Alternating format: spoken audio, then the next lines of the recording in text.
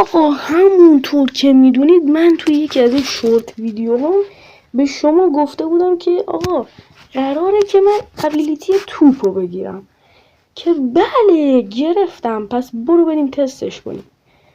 خب بچه‌ها ابیلیتی توپو که گرفتیم مکسش هم کردیم و همینطور ابیلیتی تاس رو هم گرفتیم. حالا به چه صورتش رو دیگه مهم نیست و تا این لول هم بردمش لول 7.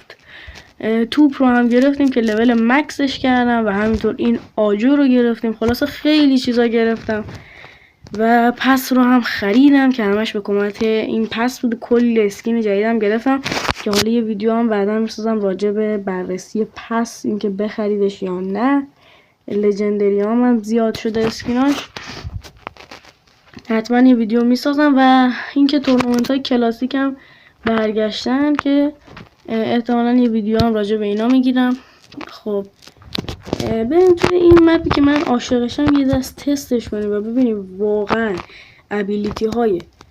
ابیلیتی توپ ارزش خرید داره یا نه. واقعا این دست فقط میخوایم توپ رو تست کنیم، ببینیم توپ آیا ارزش خرید داره اصلا، که شما مثلا برین 2 ساعت پس رو بخرید یا مثلا اصلا برین باندل توپ رو بخرید، ببینیم واقعا ارزش داره یا نه. چون الان یه باندلی هم اومده توش میتونید شما ابیلیتی همین باونسینگ بال یا همون توپ خودمون رو بگیرین که حالا نمیدونم ارزش این باندلا خیلی بالاست. یعنی مثلا شما بیاین مثلا 20 یورو میدین واقعا نمیارزه برای ابیلیتی اسپیشیال. خب بچه همونطور که میدونید من قبلا هم با این توپ زیادی رفتم، با این ابیلیتی توپ و اینا، ولی خب دوباره حالا میخوام بیاین تستش کنیم. به نظر من واقعا این ابیلیتیه که میارزه، چون شما مخصوصا تو مپای ریسینگ، یعنی شما وقتی توی مپای ریسینگ عقب میافتین راحت مثلا اینجا نکنین یه باگ نمیدونم چیه میزنی به اون توپ میری تو هوا، بعد توپو میزنی میای اینجا. واقعا خیلی روش خفنیه واسه وین کردن این مچ. و تا این اگه توپو دارین تا این ایونت هست همینجوری برین و توی مپ اولش همینجوری برنده شین، چون خیلی آسونه با توپ. و دوباره اینجا همون حرکت رو میشه زد، دوباره اینجا میشه همون حرکت رو زد و دیگه خیلی آسون میتونید برنده شین. بله و همین سادگی. آقا خب اینم از مپ بعدیمون که معمولا توی مپای الیمینیشنی به غیر از یعنی مپایی که توش حذف میشیم به غیر از مپ بلاک دش این توپ خیلی کارهای زیادی نداره. ولی خب مثلا میتونید با این توپ از دست دشمنا مثلا فرار کنین. توی این مپ البته دارم میگم بهتون. توی بلاکتش واقعا به درد کلاچ و اینا میخوره. حالا من یه حرکتی هم با این تاس براتون بزنم نظاره عشق کنیم. خلاصه که تاسو خیلی راضیم، ولی توپو توی این مپای الیمینیشن مثلا فوقش به این درد بخوره که خیلی به دردی نمیخوره. حالا این یارو ما رو پانچ نکنه صلوات یه اینجوری بزنیم بهش ریدیم. و خلاصه یارو خودش مرد و منم خودم مردم. آقا من یه پارتی ساختم با یه بات که فقط بریم بهتون بگم چجوری میشه با این توپ کلاچ کرد و از روی بلاکش پرید.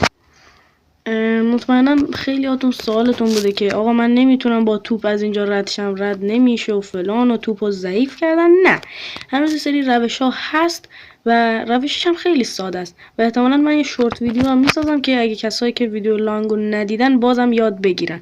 یه اینجوری میزنی یه اینجوری، الان بیشتر آموزشی رو بهتون میدم. همونطور که دیدین من رد شدم از دوبلاکی، الان بهتون میگم. ما اینجا وای میسیم سرمونو میکنیم تو دیواری، یه بک میدیم میایم اینجا، به همین سادگی. حالا من یه ذره طولش دادم به خاطر اینکه میخواستم یاد بدم. الان این دونه براتون میزنم که قشنگ بفهمید دارن چون با سر میرین تو دیواری، یه دونه میپرین عقب اینجوری میایم بالا، به همین سادگی. تازه با اینجوری هم میشه. تازه حالا که این یارو داشمون داره میمیره ولی خب میشه. خلاصه بفرما شد. بله خلاصه که به همین سادگی میتونین با توپ کلاچ کنین. و این انیمیشن هم تازه گرفتم، خیلی ساده است با توپ کلاچ کردن و یه سری راه‌های هم هست. مثلا وقتی داری میافتی وقت نداری که تو با توپ بپری عقب، یه سری راه‌های دیگه هم هست که ساده میتونی با توپ کلاچ کنی که احتمالاً اونو توی شورت ویدیوها میذارم که همتون آموزششو ببینید. خلاصه به نظر من توپ کاملا ارزش خرید و داره و حتما ابیلیتی توپو بخرید. حالا برو بریم سراغ ابیلیتی تاس. خیلی راجع به توپ حرف زدیم ولی تاس یه چیز دیگه است. معمولا من لول 1 میذارم چون قشنگتر به هر حال. برو بریم تاس هم تست کنیم. خب آقا اومدم یه روی این باتا تستش کنم، چون متاسفانه ایونت یا چیزی که مثلا بتونیم بریم بلاکتش نبود و معمولا تاس توی بلاکتش خیلی میشه قشنگ باش کار کرد و همونطور که میگه رد پای منم خودش تاسه که واقعا یادم نمیاد رد پامو از کجا گرفتم که مثلا بهتون بگم از فلان جا گرفتم، ولی یکی از کارهای تاس مثلا همینه. از این فاصله یارو رو من با تاس زدم رفت رو دیوار. بله این حرکتم که از حرکت‌های خیلی خفن بوده. آره دیگه، از این فاصله یارو رو زدم رفت تو دیوار. یه دونه کلاک نه، یعنی از دیوار رد شدن جذاب دیگه با توپ و اینجوری. حاجی خیلی خدای حال میده، اصلا یه نفر رو میکشی خیلی حال میکنی. تاس واقعا چیز خفنیه. و یه چیز دیگه هم راجع به این تاس بگم که واقعا لولشو ببرین بالا خیلی زیاد فرقی نمیکنه. فرق میکنه ولی اونچنان که بگین خیلی تغییر کرد خداییش نه. مثلا شما تا همین لول 5-7 اینا که مال من هست ببرینش به نظر من کافیه. واقعا نیاز به بیشتر شدن نیست. حالا شما اگه میخواین میتونید ببرین. ولی خب اینم بود از تاس. حالا واقعا میشه جاهای خیلی زیادی ازش استفاده کرد. مثلا تو همین مپ دیسکو دراپ راحت میشه همه رو زد. بلاکتش که اینجا ابیلیتیاش بسته است، وگرنه اینجا هم براتون میرفتم لیزر. خلاصه تو همه مپای الیمینیشن، حتی توی مپای ریسینگ هم میشه ازش استفاده کرد. مثلا توی همین مپ همین دنجریوس ترپ هم میشه استفاده کرد. مثلا یارو جلوتو زده، یه تاس میزنی یارو 3 متر پرت میشه اون و کلا اصلا مسیر رو یادش میره. آره خلاصه تاس به نظر من واقعا ارزش خرید رو داره. اصلا جایی هم برای خرید تاس وجود نداره که ما بگیم ارزش خرید رو داره، ولی اگه یه روز خواستین تاس رو بخرید بدونین که واقعا ارزش خرید رو داره. امیدوارم از این ویدیو لذت کافی رو برده باشین.